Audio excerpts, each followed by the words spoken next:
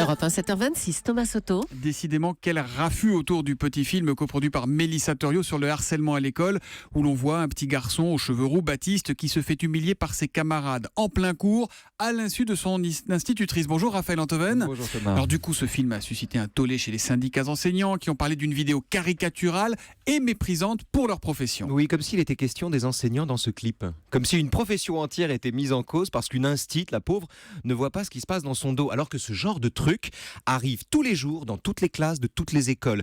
Comme s'il était insultant de dire à quelqu'un qu'il n'a pas les yeux dans le dos. Bon, reconnaissez quand même que l'instit n'est pas complètement à son avantage dans ce clip. Oui, mais Raphaël. alors, je veux dire, comme si c'était ça le problème. Pardon Thomas, le problème c'est pas qu'une prof ne perçoive pas tout ce qui se passe dans sa classe. Le problème c'est ce qui se passe à l'abri des regards entre les habitants de cette jungle où tous les coups sont permis et qu'on appelle une classe. La classe une jungle, vous êtes peut-être un petit peu fort là, non? Enfin Thomas, vous avez oublié les rivalités, les humiliations, les haines, les plus petits qu'on n'écoute pas, qu'on bouscule, qu'on ignore, les roux Thomas, pardon, mais comme le petit Baptiste. Vous vous souvenez du sort que les élèves depuis le Moyen-Âge réservent aux roux?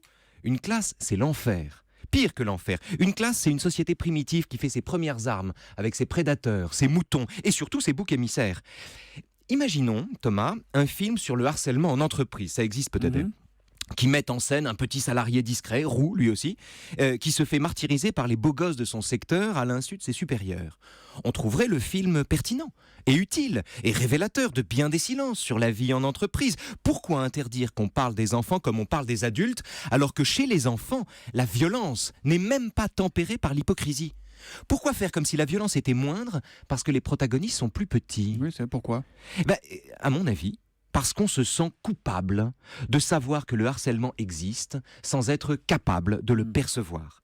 Du coup, on interprète, mais sans vergogne, un film sur l'agression d'un élève par tous les autres comme une agression contre les profs, ce qui est totalement hors sujet. Et alors, quelle est la morale de l'info ce matin? La morale de l'info, c'est un aphorisme du poète anglais Wordsworth que je livre à la sagacité de nos auditeurs, que je trouve merveilleux, qui dit ceci: l'enfant est le père de l'homme. L'enfant est le père de l'homme, c'est signé Wordsworth. Qu'est-ce que vous dites bien à la fin, je sais pas comment vous faites. La morale de l'info, tous les matins à 7h25 sur Europe 1. Puis notez que votre morale d'avant-hier avec Kerry James provoque un vrai débat. Il vous a répondu, vous lui avez répondu. Tout ça est à lire sur notre site europe1.fr. C'est un débat qui a été interrompu par lui-même, puisque j'ai répondu à sa réponse, mais moi j'ai publié sa réponse, lui n'a pas publié la mienne. Donc pour moi, le débat est clos. Dit que ça va se poursuivre. On verra. En tout cas, on en reparlera demain matin. Demain, Nicolas. Raphaël. Raphaël.